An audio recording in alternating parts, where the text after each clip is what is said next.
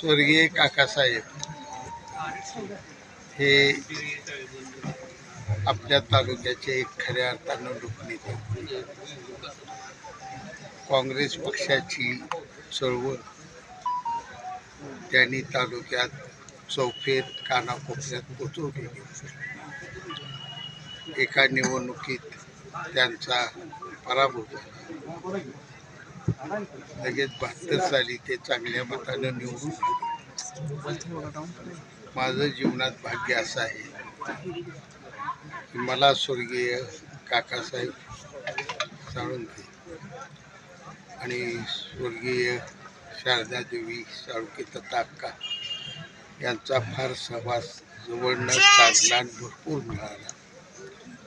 माझे चुलत भाऊ आप्पासाहेब पाटील आणि काकासाहेब साळुंखे हे दोघे जीवाभावाचे मित्र होते आणि तालुक्यातील एकूण राजकारण एकजुटीनं करणारे होते. माझ्या एका चुलत भावाला काकासाहेब आणि आप्पासाहेब या दोघांनी महादेवराव माने भोसले यांना सभापतीपदी दिलेले होते.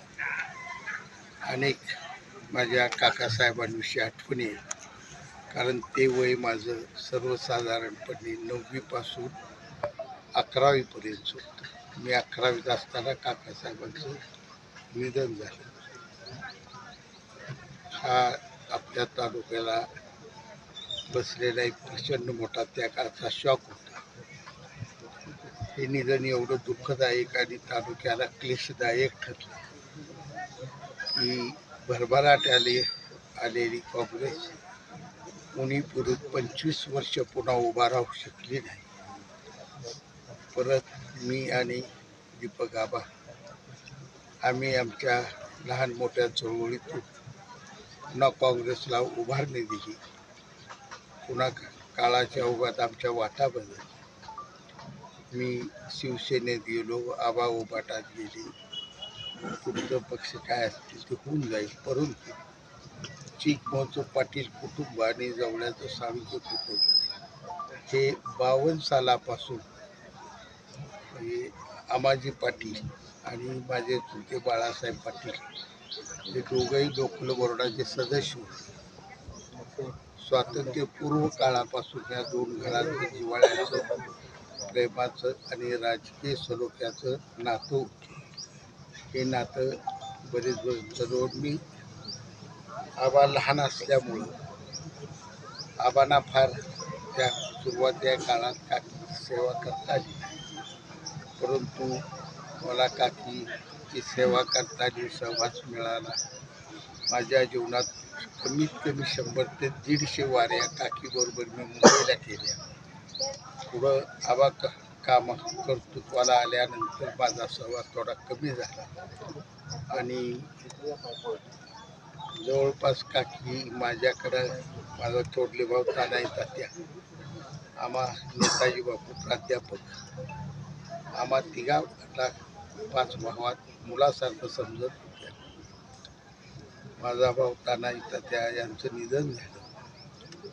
त्यावेळी काकी 3 दिवस त्या घरात राहिल्या आणि प्रेतावर हमसून गालावून हात फिरवून माझा खरा मुलगा गेला ही त्यांची भावना होती. हे जिव्हाळ्याचं कुटुंबाची आमची नाते ती राजकारणात थोडं इकडं तिकडं होतं. कधी आम्ही एकत्र येतो, कधी कळत नकळत लांब जातो, पण घरगुती जिव्हाळा, प्रेम, माया आणि ममता ही सदैव ह्या दोन कुटुंबाची कायमस्वरूपी पुढच्या पिढीत सुद्धा राहील असा मला विश्वास वाटतो.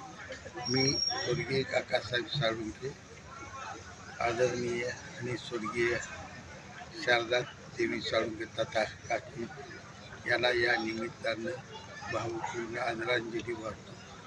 त्यांचं कार्य, त्यांची स्वप्न पूर्ण करण्यासाठी आत्तापर्यंत बऱ्यापैकी मी प्रयत्न केलेला आहे. तो प्रयत्न इथून पुढं मी चालू ठेवेन एवढेच या ठिकाणी ग्वाही देतो.